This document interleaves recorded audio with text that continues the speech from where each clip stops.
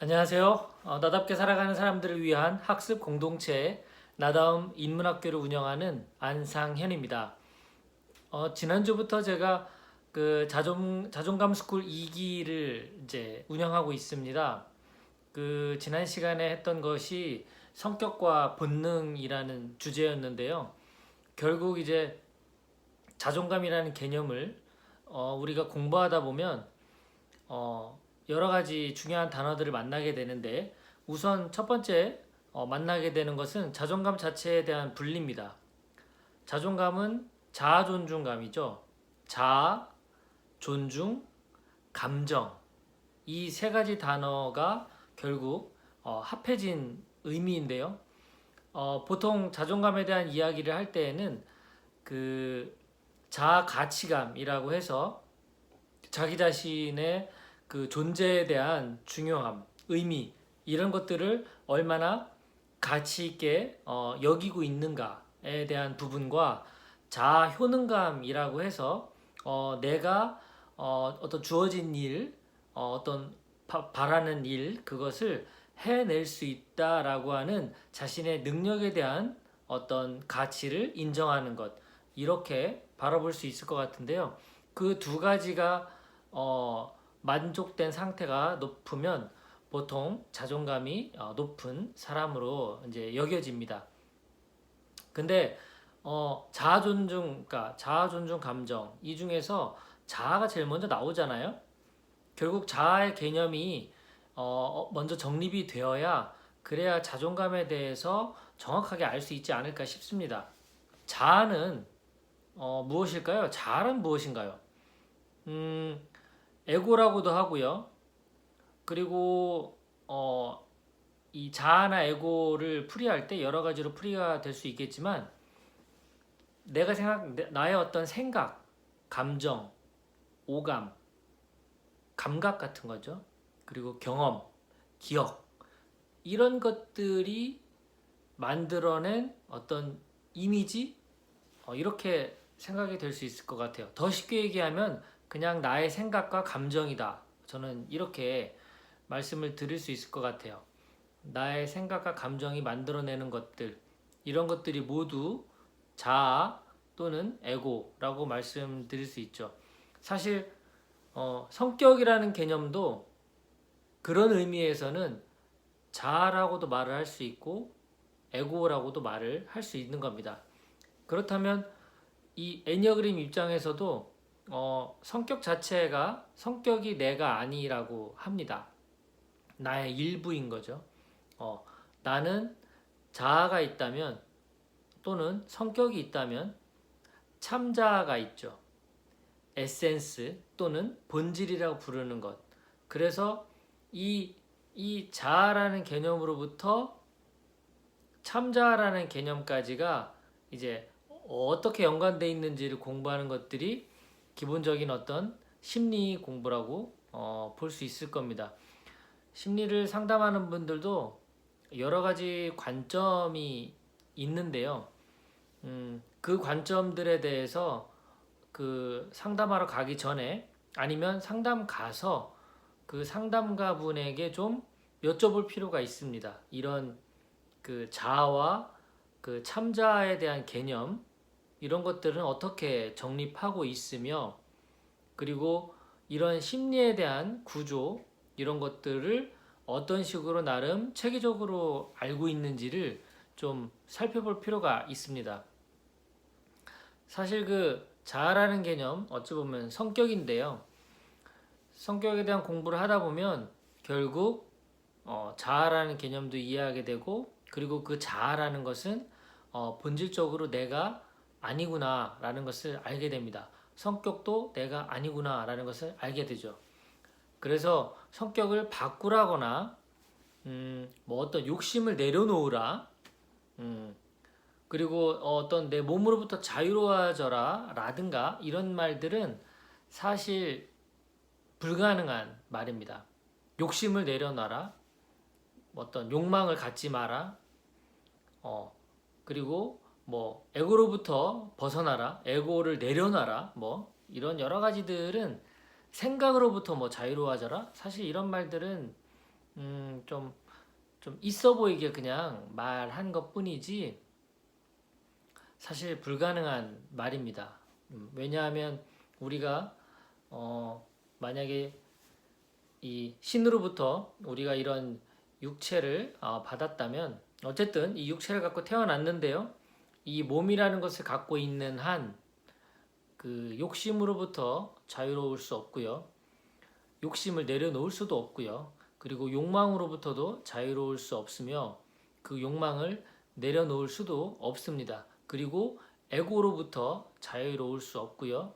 그 에고로부터 벗어날 수도 내려놓을 수도 없습니다. 그렇다면 우리가 심리 공부하고 이런 또 애니어그램을 공부하고 이렇게 하는 근본적인 이유는 뭘까요? 알아차림이죠. 알아차림.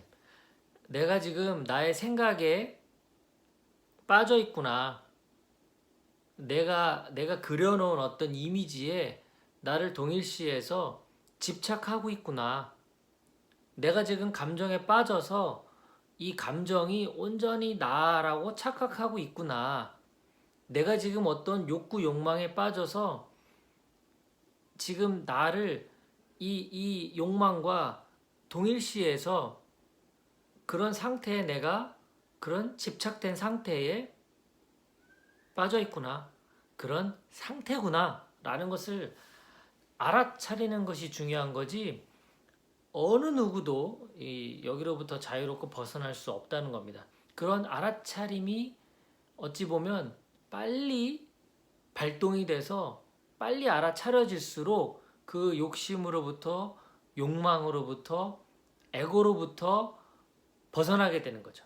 그 순간 그걸 알아차렸을 때 아하 내가 이런 상태구나 라는 걸 알아차렸을 때 벗어나는 거지 알아차리지 못한 상태에서는 계속 그 상태에 머물러 있는 것이기 때문에 벗어날 수가 없습니다. 그러니까 마치 늘 우리는 에고나 자아 상태인 거예요. 에고라는 것은 무언가와 동일시하는 어떤 습성을 갖고 있거든요. 그것이 뭐 감정이 됐든 어떤 명품 백이 됐든 돈이 됐든 성공이 됐든 명예가 됐든 뭐 다 좋습니다. 어떤 상태든 그 홀로 존재할 수가 없어요. 에고는 반드시 어딘가에 의존해서 동일시해야만 존재할 수 있는 그 습성을 갖고 있는데 우리는 늘 그렇게 어딘가에 그 의존할 수밖에 없다는 거죠. 그리고 항상 비교하는 거고요. 내가 홀로 존재한다면 상대방과 나를 비교할 필요가 없지만 우리는 그렇게 자유로이 독립된 상태로 존재할 수가 없다 보니 늘 옆집과 또는 동료와 또는 가족과 또는 이웃과 계속해서 비교가 일어나는 건데 그 비교가 일어나는 이유도 에고라는 녀석이 내가 바라는 어떤 그 모습, 이미지에 계속해서 나를 동일시하도록 그 욕구를 충족시키도록 이끌고 있기 때문인 겁니다. 그렇기 때문에 일상에서 벗어날 수는 없는데 이 벗어나게 하는 유일한 방법은 계속해서 깨어있는 것밖에 없는 거죠. 알아차리는 거죠. 아, 이 상태구나. 아, 화가 났구나. 여기서 화가 난 상태에서 조금 더 한 발 더 들어가 본다면 왜 화가 난 걸까? 화가 나기 전에 어떤 감정이었을까? 서운함인가? 섭섭함인가? 어떤 실망감 때문인가? 무엇 때문인가? 이런 걸 찾아보는 게 필요할 것 같고요. 그리고 내가 서운해졌을 때 왜 서운한 걸까? 그 서운함은 어떻게 표현하면 좋을까? 이제 이렇게 알아차리는 게 중요한데 알아차린다라는 게 참 이것도 쉽지는 않죠. 하지만 알아차리는 연습이 많이 되면 우리가 극도의 어떤 분노, 화를 막을 수 있게 되는 거죠. 그 전에 감정 상태를 내가 알아차리는 그런 과정들이 일어나기 때문이죠. 그러니까 나의 어떤 뭐 욕구 불만이나 이런 것들로 인해서 감정이 여러 가지 일어날 겁니다. 어떤 생리적인 욕구든 심리적인 욕구든 우리가 늘 그 욕구를 완전하게 충족시킬 수는 없거든요.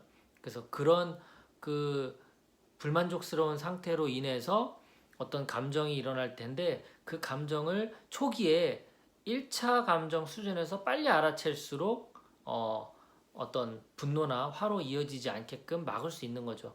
그렇게 되면 현재 내가 무엇에 지금 빠져 있고 무엇과 동일시하고 있는지를 알 수 있게 됩니다. 그렇게 됐을 때 어떤 본질, 참 자아와 순간순간 우리가 연결되게 되는 거죠.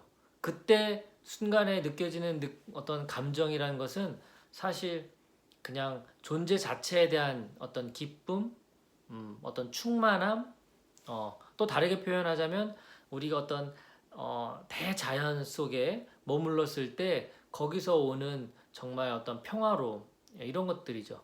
무언가 내가 욕심이나 뭘 소유하겠다라든가 이런 마음이 들지 않고 그냥 그 대자연과 내가 하나가 돼서 그냥 그 상태로 편안하고 어떤 생명을 느끼고 하는 그런 상태, 그런 상태가 결국 본질과 하나 된 거고 참자와 연결된 상태다라고 말씀드릴 수 있을 것 같습니다.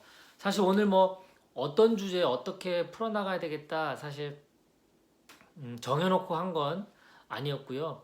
요즘 그런 어떤 제가 애니어그램 공부를 하면서 에고라든가 심리, 뭐 어떤 동기, 뭐 욕구, 뭐 여러 가지 공부하는 것들이 좀 정리해 보면 좋겠다라는 생각을 한 거고요.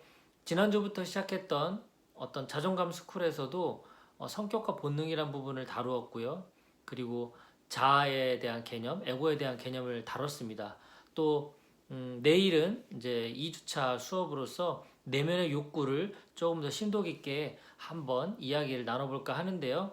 또 그 내용도 정리가 되면 또 이렇게 방송용으로도 촬영을 해서 올리도록 하겠습니다. 네. 끝까지 경청해 주신 여러분 감사합니다. 행복한 하루 되세요.